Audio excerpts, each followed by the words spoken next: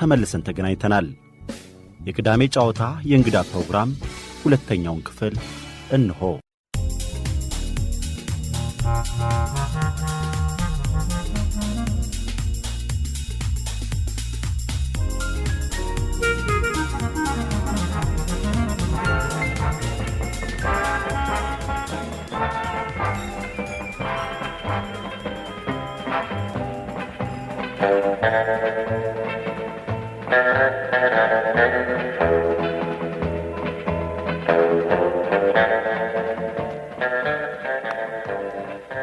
የሲንጀር ኩባንያና ለዘመናት ሲያካሂድ የቆየው የኢኮኖሚ አሻጥር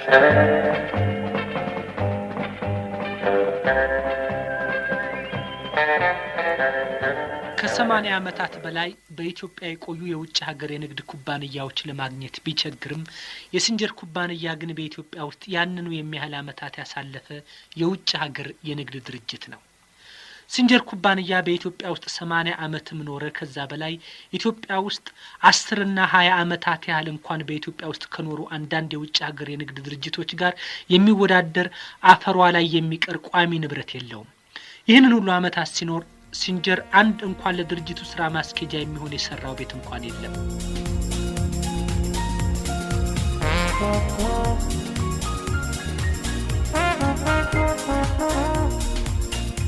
በ1960ዎቹ ውስጥ በየምስራች ድምጽ የብስራት ወንጌል ሬዲዮ ጣቢያ ከፍሬ ነገሮች ማህደር በተሰኘው የዓለም አቀፍ ወቅታዊ ጉዳይ ትንታኔ ፕሮግራም እንዲሁም በኢትዮጵያ ሬዲዮ ከምናየውና ከምንሰማው የተሰኙትን ፕሮግራሞች ያደመጣችሁ የጨዋታ አድማጮቻችን መቼም ይህንን ድምጽ አትስቱትም።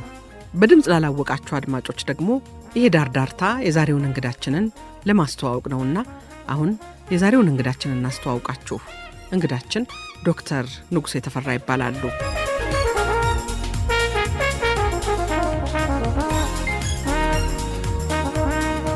ዶክተር ንጉሴ ተፈራ በምርመራ ጋዜጠኝነት ክህሎታቸው በአገራችን ከሚጠቀሱ ጥቂት ጋዜጠኞች አንዱ ናቸው።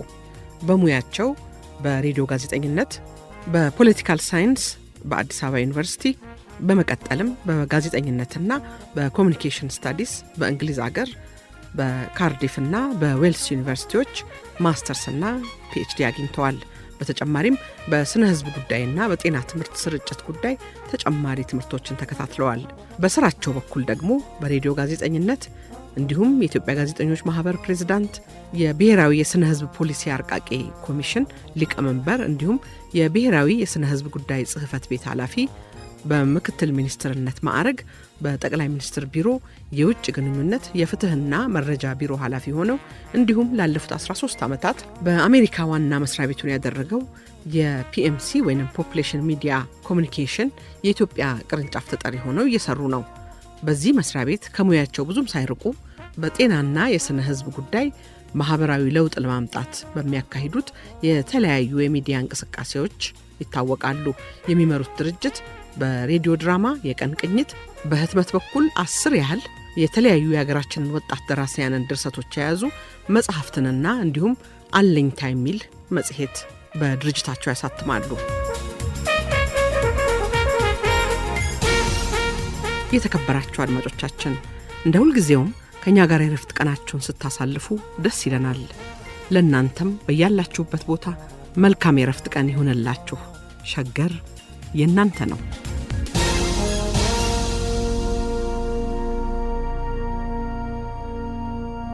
ዶክተር ንጉሴ በኢትዮጵያ ሬዲዮ በምርመራ ወይንም ኢንቨስቲጌቲቭ ጆርናሊዝም ጋዜጠኝነት ስሙ በጣም ገነነ። እንግዲህ ኢትዮጵያ ሬዲዮ ከመጡ በኋላ ይሰሩ የነበረው ከምናየውና ከምንሰማው የሚለው ፕሮግራም ላይ ነው። እንደመጡም እሱን መሰለኝ የጀመሩት። ልክ እና እስቲ ከነዚህ ከታዋቂ ስራዎች ውስጥ አንዳንዶቹን እናንሳ ብዬ ነው። ከሞዝቮልድ ጋር የተያያዘው የምርመራ ጉዳይ አንዱ ነው። የሲንጀር አንዱ ነው። የብሔራዊ ሀብት ልማት ጉዳይ አንዱ ነው። የአዋሽ መልካሳ ነው መሰለኝ የሰፈራ ጉዳይ አንዱ ነው። የስቴዲየም ጉዳይ አንዱ ነው። ከየትኛውን ጀምር? እስቲ ከብሔራዊ ሀብት ልማት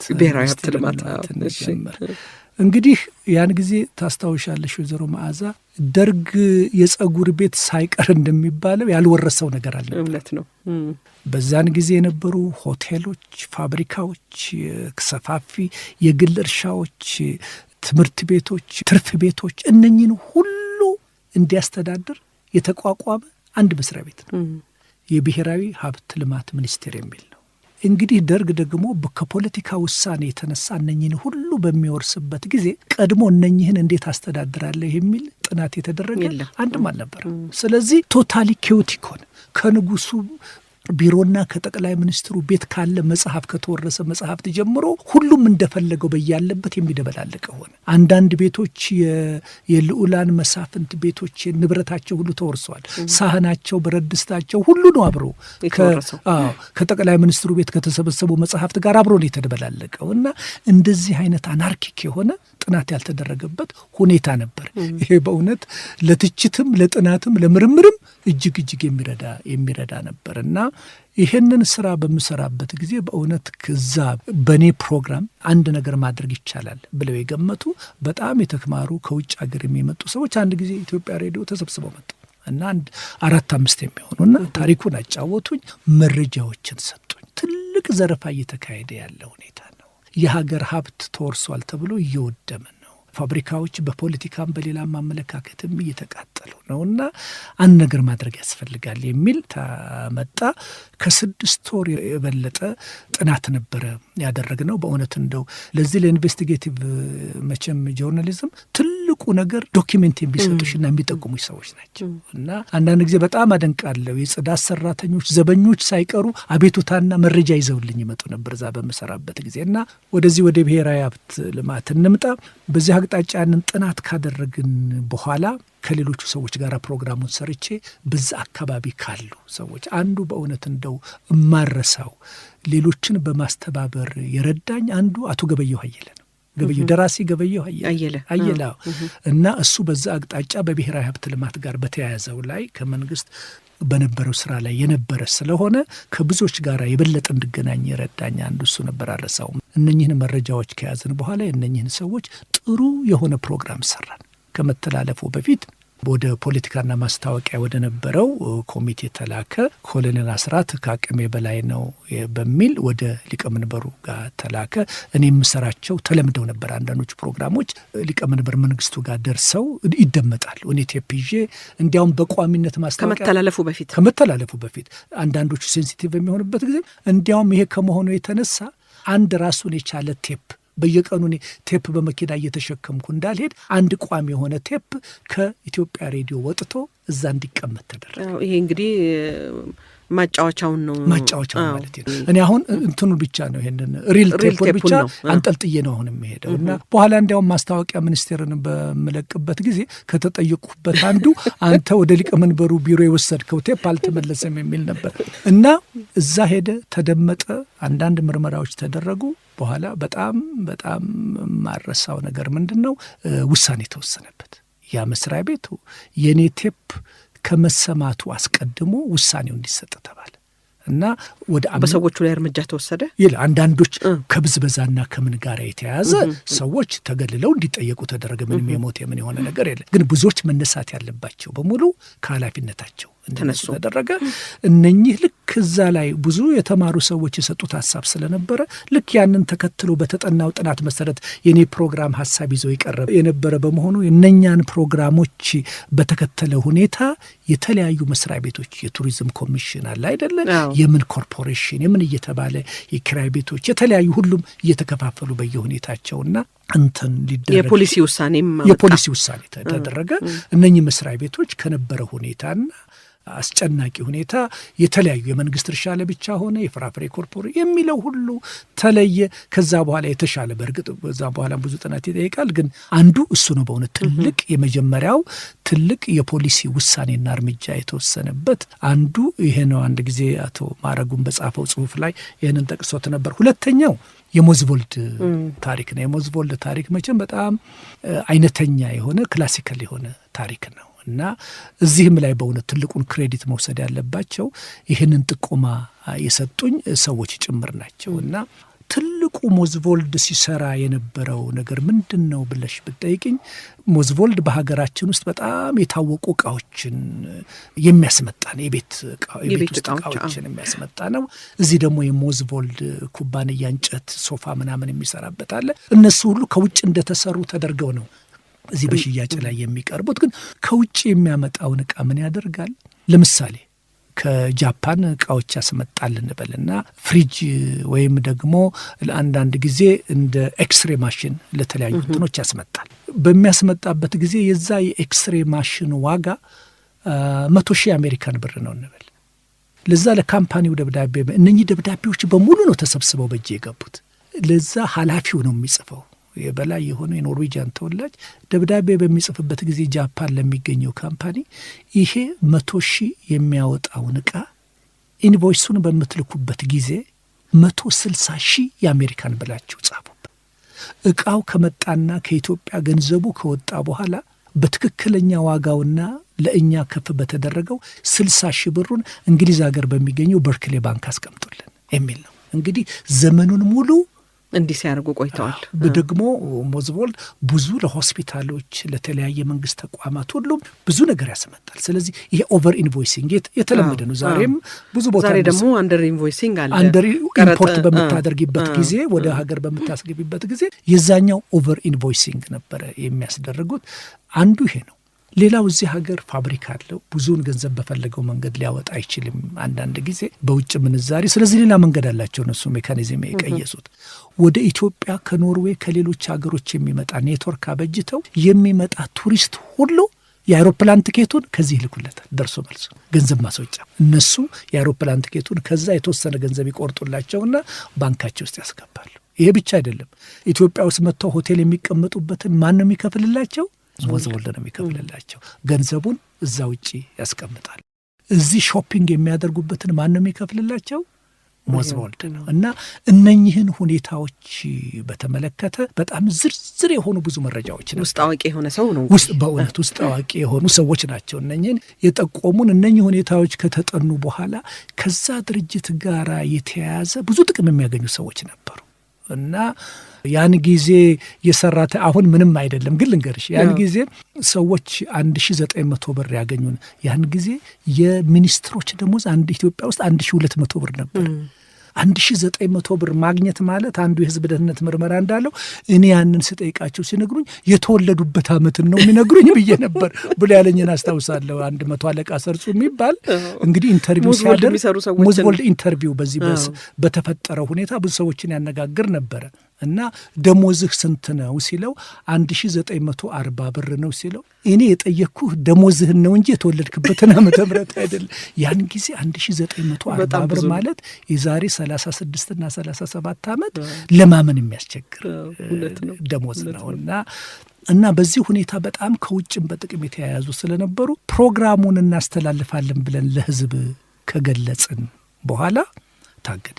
ምን አሉ እዛ ያሉ በተለይ ኢኮኖሚ ጉዳይ ኃላፊ የነበሩትና ሞዝቮልድ ውስጥ ዝምድና ካለ እናቃቸው። አንዱ መቼም ኢንቨስቲጌቲቭ ጆርናሊዝም ስትሰሪ ትልቁ ነገር እዚህ መስሪያ ቤት ያለ ሰው ከማጋር ግንኙነት አለ የሚለውን በደንብ ፕሮፋይል መስራት ያስፈልጋል። እያንዳንዱን ሰው ከማጋር ይበላል፣ ከማጋር ይጠጣል፣ ከማጋር ይጫወታል፣ ምን አለ በኋላ የሚመጣውን አደጋና ፈተና ይህንን ካላወቅሽ እንትን ለማለት በጣም አስቸጋሪ ነው እና ስለዚህ ኤግዛክትሊ እንመለስበታለን ይህን ጉዳይ ግን የምናውቀው ሰው እና ከዛ በኋላ ሄደ የለም ቢጠናና ከህዝብ ደህንነትና ከሌሎች አካባቢ የመጡ ሰዎች አይተውት በኋላ ቢተላለፍ ይቻላል ብሎ ለማስቀረት ነው ፕሮግራሙ እንዳይተላለፍ። እንዲያውም የመጨረሻው ፕሮግራሙ በተላለፈበት ቀን መንግስት ውሳኔ ሰጥቶ ሲተላለፍ ፕሮግራሙ ላይ ጠቅሼዋለሁ። የዛሬ 2 ወር ይሄ ፕሮግራም ይተላለፋል ብለን ያልተላለፈው ፕሮግራሙ ላይ የተገኘ ችግር ኖሮ ሳይሆን እንደውም ፕሮግራሙ ከዛ ሁኔታ ሲመረመር አለ አይደለ የበለጠ መረጃዎችን ለማግኘት የቻልንበት ሁኔታ ነው የሚል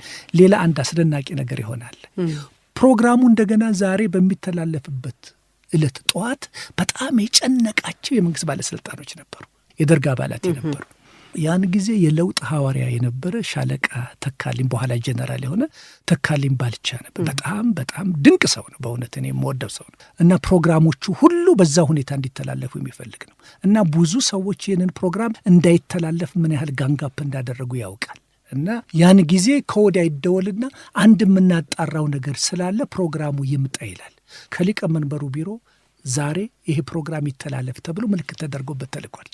ስለዚህ ወሬውን ደግሞ እዛ አካባቢ ያለው ምን እንደሆነ አውቋል፣ ፕሮግራሙን ለማስቀረት እንደሆነ። ስለዚህ እሺ መልሼ እደውላለሁ ቴክኒካሊ ይቻል እንደሆነ ብሎ ይላል። እኔን ይጠራኝና ከዛ በኋላ እኔ ያለው ስልክ ይደውላል። ምን ብሎ ይላል? በኢትዮጵያ ሬዲዮ አሰራር ዛሬ ማታ የሚተላለፉ ፕሮግራሞች ሁሉ ከ4 ሰዓት በፊት ማሽን ውስጥ መግባት አለባቸው። ያ ማሽን ውስጥ የገባ ቴፕ የተነቀለ ከሆነ ቀኑን ሙሉ እስከ ማታ ድረስ ሬዲዮ ጣቢያው የተዘጋ ይሆናል። ስለዚህ ይህንን ኃላፊነት እናንተ የምትወስዱ ከሆነ ሬዲዮ ጣቢያው ይዘጋ የምትሉ ከሆነ ቴፑን ነቅ እያወጣዋል። አሁን ቴፑ እዛ ማሽን ውስጥ ገብቷል ይላቸዋል። ይህንን ማንም የሚያውቅስ ነው እንዲህ ያለው። ምክንያቱም ያን ጊዜ እንደምታስታውሸው የኢትዮጵያ ሬዲዮ ማለት የመንግስት ድምፅ ማለት ሌላ ድምፅ የለም። 99% የኢትዮጵያ ሕዝብ የሚያደምጠው ባለስልጣኑም የኢትዮጵያ ሬዲዮን ብቻ ነው፣ ሌላ ሬዲዮ የለም። ስለዚህ የለም እዛው ይቅር ተባለ። ፕሮግራሙ በእንደዚህ አይነት መንገድ ነው የተላለፈው። ያው ውሳኔ የተሰጠበት ያለምንም ካሳ፣ በኢንተርናሽናል ሕግም በእንደዚህ አይነት የሰሩ ሰዎች ካሳ እንዲከፈሉ ሕግ አያስገድድም። ስለዚህ ያለምንም ካሳ አንዱ የተወረሰው ሞዝቮልድ ኩባንያ ነው። ለአድማጮቻችን እንግዲህ ለትዝታም እንዲሆናቸው ከሞዝቮልድ የተዘጋጀበትን ፕሮግራም በትንሹ አግኝተናል። እሱን እዚህ ላይ እናቀርባለን።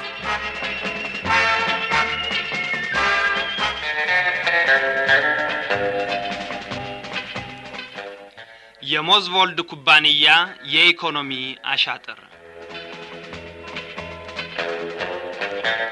የፕሮግራሙ አዘጋጅና አቅራቢ ንጉሴ ተፈራ።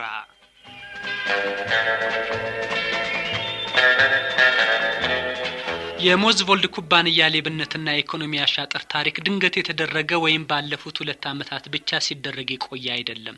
ደግሞ ይህ የሞዝቮልድ ታሪክ ብቻ አይደለም። ለጊዜው ታሪካቸው ተጨብጦ ሊገለጽ አልተቻለም ይሆናል እንጂ አንዳንድ የውጭ ሀገር ከበርቴዎች የሀገሪቱን ሀብት ሲበዘብዙና ርካሽ ሆኖ የቆየውን የወዛደሩን ጉልበት ሲነግዱበት በዚሁ አይነት መንገድ እንደቆዩ ይታወቃል። ጥቅሙን ከኢትዮጵያ እድገትና ልማት ተከታይ በማድረግ ሀገራችንን ሊረዳ ወይም ሀገር ውስጥ የገባ ማንም ከበርቴ የለም። ሁሉም ለጥቅሙ ነው። ከለበሱት ልብስና ከአንድ ሳምንት በላይ ሊያቆያቸው የማይችል ገንዘብ ይዘው ወደ ሀገር ውስጥ የገቡ ግሪኮች፣ አርመኖች፣ ኢጣሊያኖች ከ20 ከ30ና ከ40 ዓመት በላይ ተቀምጠው በሀገራችን ሀብት ከብረው ደልበው እንኳን በዚህ ሀገር ብቻ ሊወሰኑ ተርፏቸው በሌላ ሀገር ገብተው ንግድ ያቋቋሙ የማምረቻ ድርጅት የከፈቱ ጥቂቶች አይደሉም። ለጭቁኑ ሰራተኛ ከ0.25 ሳንቲም እስከ 0.75 ሳንቲም ድረስ ብቻ እየከፈሉ በአመት በ100 ሺና በሚሊዮን ውስጥ የሚሆን ገቢ ያፈሱ ጥቂቶች አልነበሩም አይደሉምም።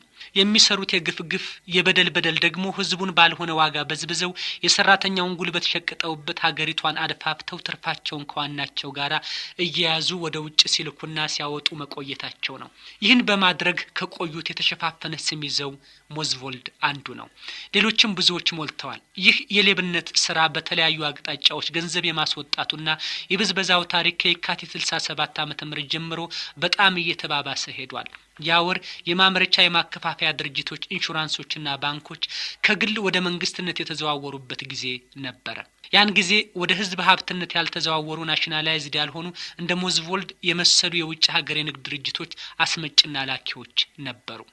ንግዱ ከነዚህ ውስጥ አንዳንዶቹ እንኳን የራሳቸውን የሌላን ሰው ገንዘብ ጨምረው ከሀገር ለማስወጣት የሚችሉበት የሚያገኙትን ትርፍ ኮሚሽንና ልዩ ገቢ ይዛው የሚያስቀሩበት አንድ መንገድ አላቸው። ጥቅማቸውን ብቻ እያሰቡ በተለይም በዚህ ባሁኑ በለውጥ ጊዜ እንደፈለጉት ለመበዝበዝም ለመዝረፍም ስለማይችሉና ከፍርሃታቸው የተነሳ ስለ ድርጅታቸው መቆየት እድሜ የሚተማመኑና ስለ ወደፊቱ ትርፋቸው ብርሃን ስለማይታያቸው በሚቻላቸው መጠን በዝብዘው የሚቻላቸውን ሁሉ ማስወጣትና በዛው ማስቀረት ተቀዳሚ ተግባራቸው ነው።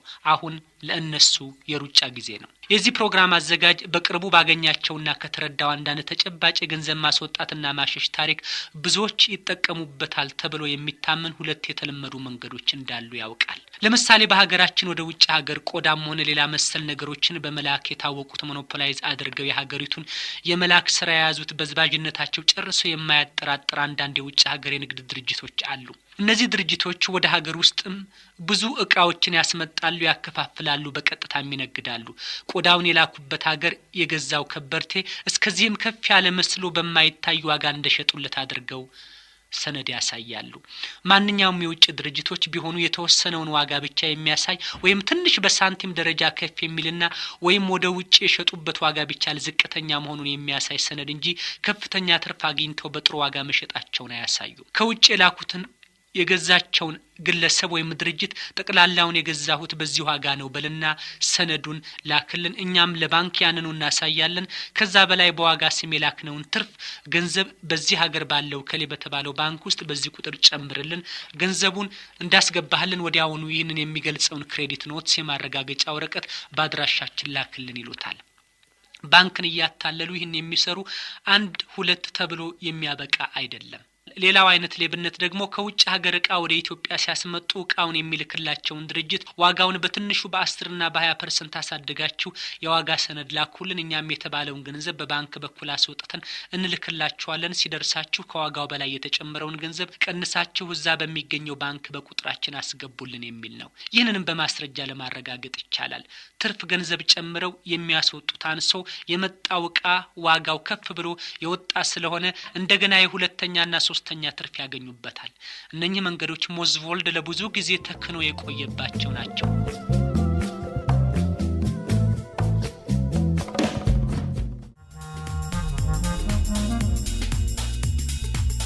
በሸገር 102.1 የቅዳሜ ጨዋታን እያደመጣችሁ ነው አድማጮቻችን። የዛሬ እንግዳችን አንጋፋው ጋዜጠኛ ዶክተር ንጉሴ ተፈራ ናቸው።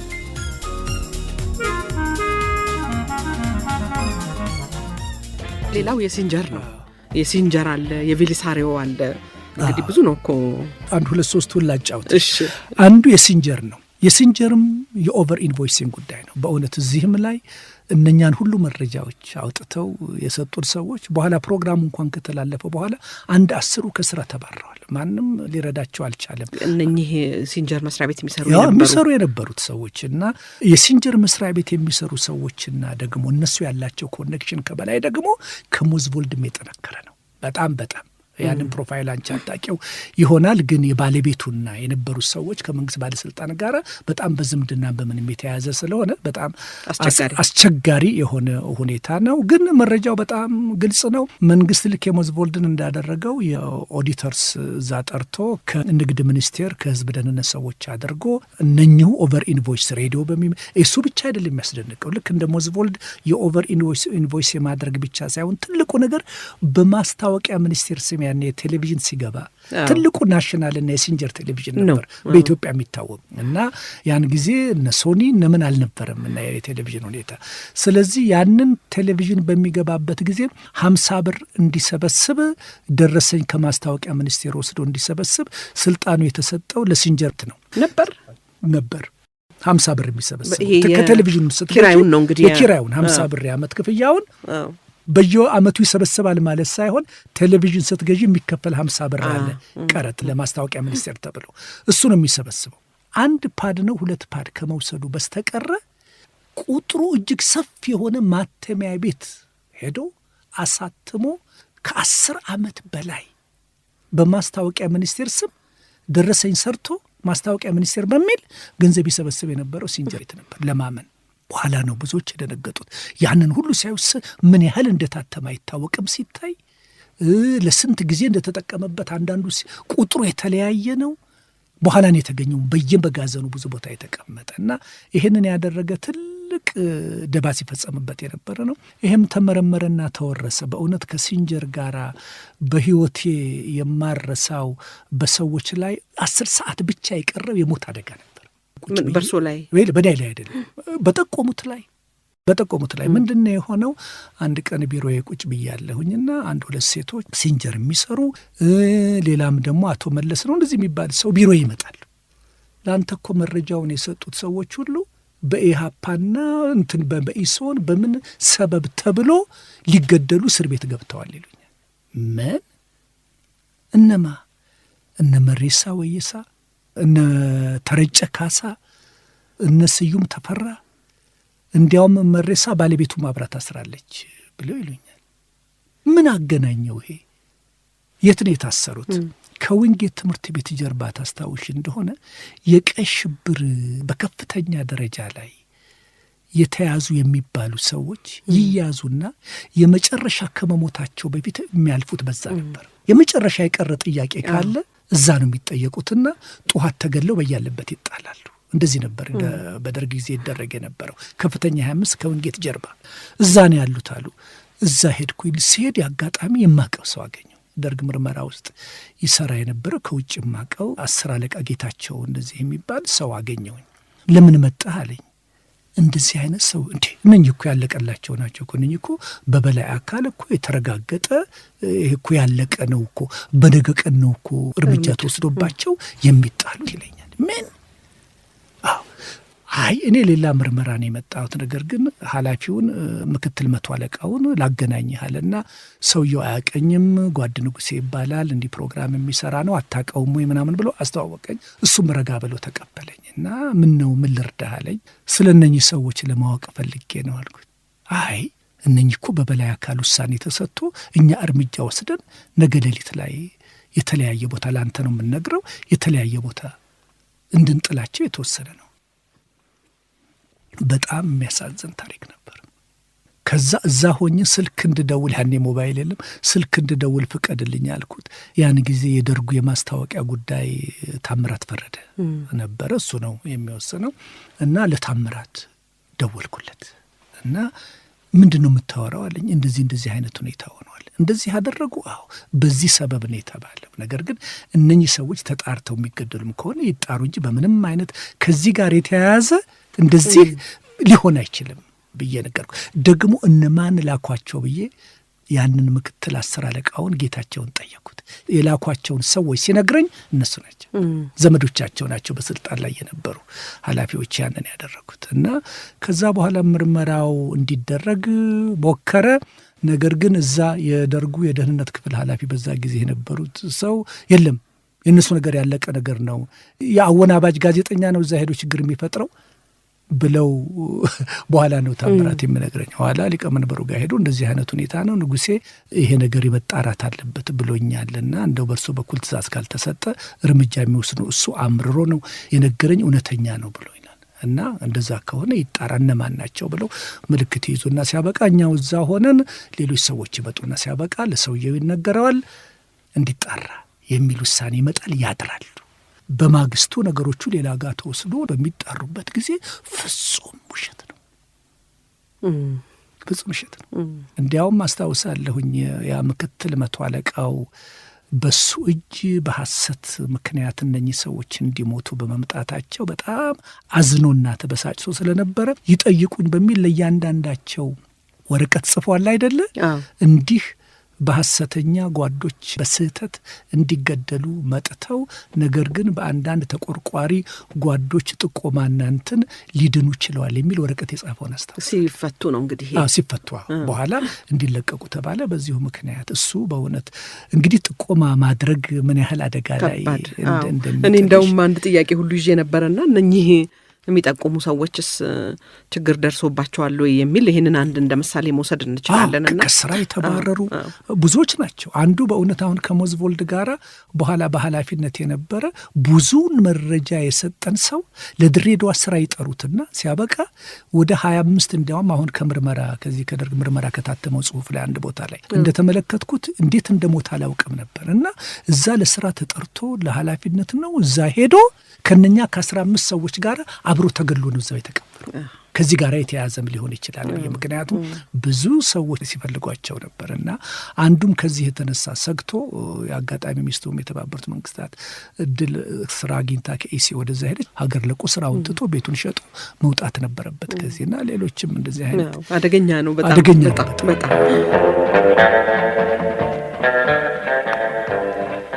የሲንጀር ኩባንያና ለዘመናት ሲያካሄድ የቆየው የኢኮኖሚ አሻጥር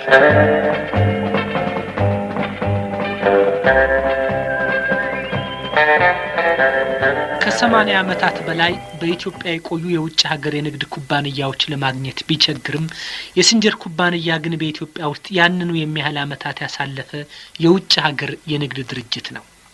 ሲንጀር ኩባንያ በኢትዮጵያ ውስጥ 80 ዓመትም ኖረ ከዛ በላይ ኢትዮጵያ ውስጥ 10 እና 20 ዓመታት ያህል እንኳን በኢትዮጵያ ውስጥ ከኖሩ አንዳንድ የውጭ ሀገር የንግድ ድርጅቶች ጋር የሚወዳደር አፈሯ ላይ የሚቀር ቋሚ ንብረት የለውም።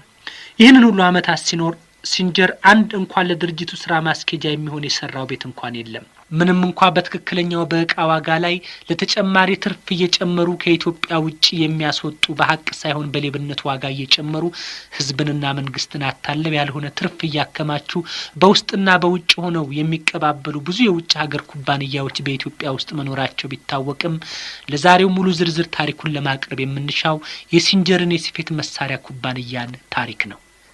የዚህን ድርጅት ተጨባጭ በኢትዮጵያ ህዝብ ላይ ሲያካሂድ የቆየውን የሌብነት ታሪክ በድርጅቱ ውስጥ ከሚሰሩ ጥቂት ሐቀኛ ታጋዮች ጋር ሆነን ማጥናት ከጀመረን ያለፈው መስከረም ዓመታችን አልፏል። ለመሆኑ የሲንጀር ኩባንያ ሲፈጽማቸው የቆየው የተለያዩ የኢኮኖሚ አሻጥሮች ምንና ምንድን ናቸው? የመንግስቱን ግብር አለመክፈል፣ ከኢትዮጵያ በረቀቀ የሌብነት ዘዴ ብዙ ሚሊዮን ብር ማስወጣት፣ ቱሪስት ነን ብለው ኢትዮጵያ ውስጥ በገቡ የተለያዩ ሰዎች እጅግ ብዙ ብር ከሀገር ማሸሽ፣ 1000 ብር የማያወጣውን ዕቃ ከ2000 ብር በላይ መሸጥ፣ እዚሁ አዲስ አበባ 43 ብር የተገዛውን እዚሁ 120 ብር እጅ በእጅ መቸብቸብ፣ በማስታወቂያና መርሃ ብሔር ሚኒስቴር ስም ሳይፈቀድለት ህገወጥ በሆነ መንገድ የት እንደታተመ መቼ እንደታተመ ምን ያህል እንደታተመ የማይታወቅ ህገወጥ ደረሰኛ አሳትሞ በመሃል ሀገር ይህን ያህል ይሆናል የማይባል የመንግስት ገንዘብ ሰብስቦ ሲበላ ከነደረሰኞቹ እጅ ከፍንጅ መያዙ፣ ሌላም ሁሉም በየፈርጁ አሻጥሮ ለዘመናት ሲካሄድ ቆይቷል። ታሪኩን በደንብ ከመሰረቱ ለመረዳት እንድንችል የድርጅቱን አመሰራረትና የስራውን እንቅስቃሴ በመዘርዘር ተፋፍሞ እስካሁን ሲካሄድ እስከ ቆየው የኢኮኖሚ አሻጥር በዝርዝር እንመለከታለን።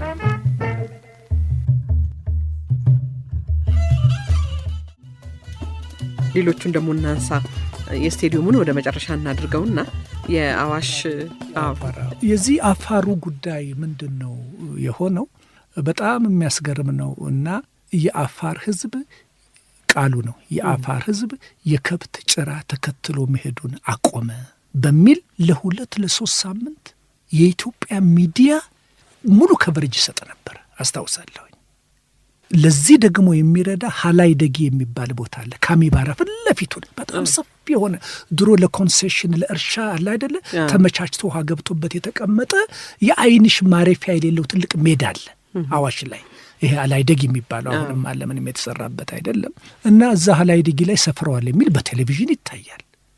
እውነትም እዛ ሰፍረዋል እና ብዙ ሰዎች የጎሳ መሪዎች ይናገራሉ። በቴሌቪዥን አይተናል። ርዕስ አንቀጽ ብዙ ተጽፏል። አዲስ ዘመን ላይ ሄራልድ ላይ በየምሽቱ ለ2-3 ሳምንት የምንሰማው ይህንም ብቻ ነው።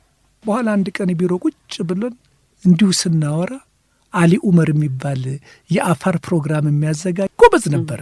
አሊ ኡመር የሚባል ጓድ ንጉሴ ያለኝ ይሄ ሁሉ በጋዜጣ የምትሰማው ይሄ ሁሉ በቴሌቪዥን የምታየው 1% አይደለም 100% ውሸት ነው። ምን 100 አለኝ 100% ውሸት ነው። ሀላይ ደጊ ላይ የሰፈረ አንድም ሰው የለም አለ። ለአቶ ተስፋዬ ያን ጊዜ ቋሚ ተጠሪ የኢትዮጵያ ሬዲዮ የመምሪያ ኃላፊ ነበር ያን ጊዜ ተስፋዬ ታደሰ እና ለሱ አጫወትኩት። እንደዚህ አይነት ሁኔታ ነው። አሊ ኡመር ከዛ አካባቢ ያለውን ኢንፎርሜሽን ያውቃል። ሰሞኑን ዘመዶቹን ለመጠየቅ እዛውን የነበረው ታሪኩ እንዴት እንደተቀነባበረ ያውቃል። ለምን አጣርተን አልመጣም አልኩት እና ስንሄድ አቶ ለአከም አብሮኝ ከኔ ጋር ነበር። ሌሎችም ሰዎች ነበሩ። ቴፓችንን ይዘን ወደ ሀላይ ደጊ ወደ አዋሽ ሄድን። እዛ በምንሄድበት ጊዜ ቀጥታ የገባ ነው ሀላይ ደጊ ኮረብታ ላይ ነው። አንድም ሰው አንድም ጥጃ አንድም በግ አንድም ፍየል እዛ ቦታ ላይ የለም እንኳን ሰው። ስለዚህ እነኛ በሬዲዮና በቴሌቪዥን ሰፍሯል ብለው መግለጫ ሲሰጡ የነበሩትን የጎሳ መሪዎች መፈለግ ነበር። 3ቱን አገኘናቸው። አሚባራ ውስጥ አገኘናቸው እና ኢንተርቪው አደረግናቸው። ሰፈራው እንዴት ነበረ?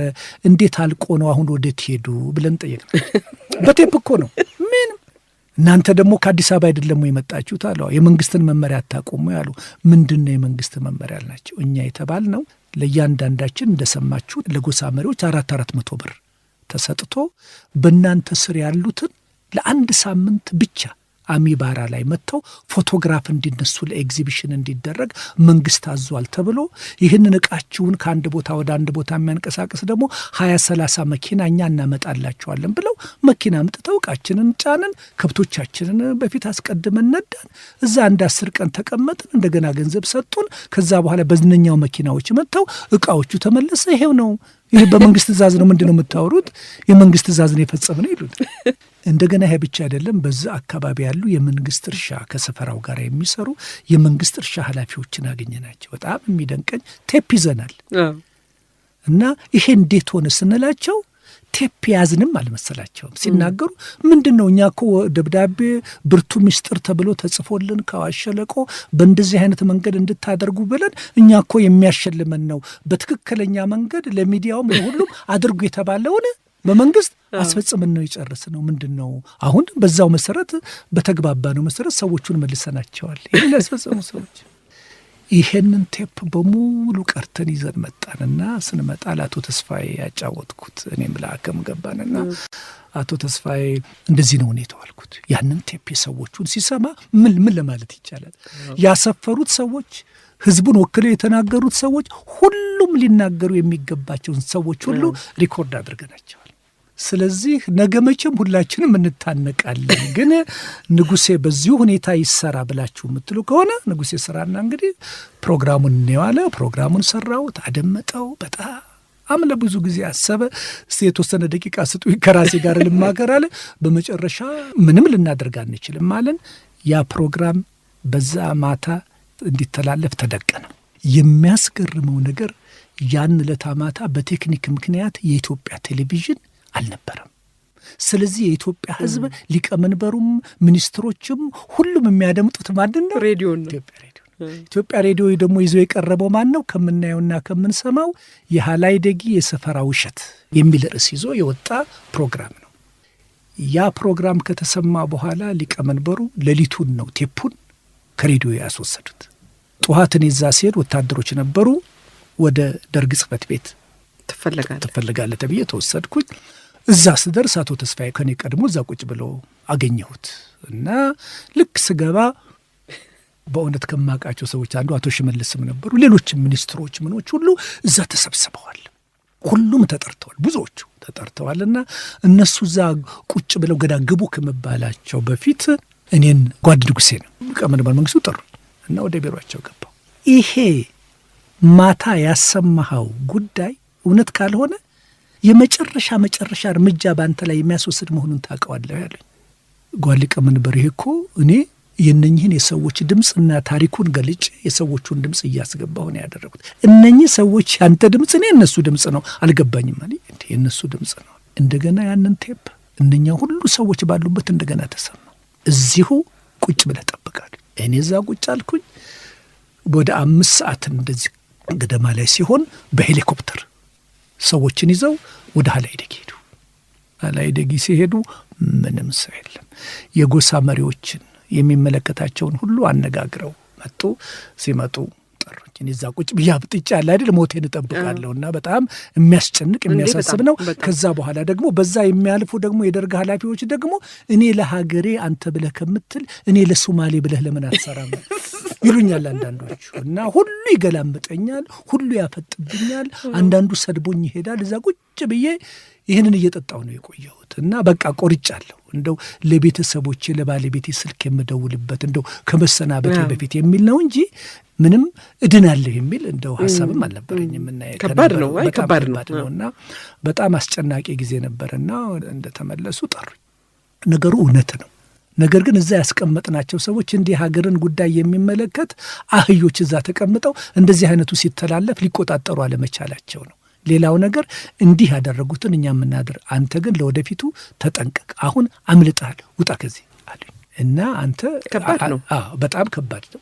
ከዛ በኋላ ሄድኩኝ። ይሄ በዚህ አልቆመም። እንዲያውም ከ10 ቀን በኋላ የማስታወቂያ ሚኒስቴር ሰዎች በሙሉ ኢትዮጵያ ሬዲዮ ተጠሩ። የኛ ይሄ ፕሮግራም ሳይነሳ በዚሁ ምክንያት የሀገርን ጉዳይ የሚመለከት እንደዚህ የሚሆን የምትሰሩ ችግር ላይ ትወድቃላችሁ፣ ተጠንቀቁ የሚል የፖለቲካና ማስታወቂያ ኃላፊ ኮሎኔል አስራት አለ አይደለ? ወደ 2 ሰዓት የሚፈጅ በእኛ ፕሮግራም መነሻ አለ አይደለ? እንደው ድብልቅልቅ ያለ ስድብ ለያንዳንዱ ጋዜጣ እንትን አለ። በእርግጠኛ ስምና ፕሮግራም ይኸው ነው መነሻው የሆነው ተደረገ። የዚህ የአፋሩ ጉዳይ በእውነቴ ነው አሊ ኡመር አለ አይደለ? በሱ ጥቆማና መነሻ እነኚህ ሁኔታዎች አደረግን። ሁላችንም እግዚአብሔር ከብዙ ነገር አዳናን። አንዱ ይሄ ነው ማለት ነው።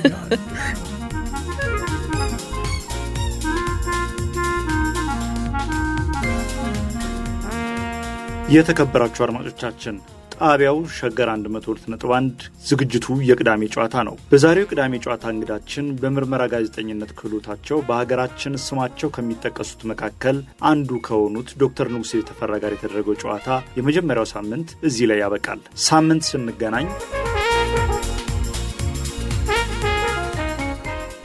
በዚህ በምርመራ ጋዜጠኝነት እንቅፋት የሚሆኑት እንደው ያየኋቸው የህግ ከለላ በበቂ ሁኔታ የሌለች ከሆነ በጣም አደገኛ ነው። አንዱ ለብዙዎች የሚያሳስባቸው ነው። ሁለተኛው የፕሬስ ህጉ የተሟላና ግልጽ ያልሆነም ከሆነ በጣም አሳሳቢ ነው። ምክንያቱም የት ቦታ ላይ እንደምትደርሽና እንደምትቆሚም አታውቂውም። ለምርመራ ጋዜጠኝነት የሚሰጠው አስተያየት ዝቅተኛ መሆን አንዱ በሀገራችን ያለው ይሄ ነው። ሚዲያው ተደፋፍሮ ዘልቆ አልፎ አንድ ነገር ሰርቶ እንዲያመጣ የሚደረገውና የሚሰጠው ድጋፍ የሚያበረታታ በራስህ ተወጣው ነው አለ አይደለ? አደጋም ቢደርስበት በራሱ ሁኔታ እንጂ ይሄ ለሀገር ብሎ ያደረገው ነው ተብሎ የሚሰጠው ግምት በሁሉም ስፍራ ባይሆንም እንደዚህ አይነት ነገሮችን ሴንስ ማድረግ ይቻላል።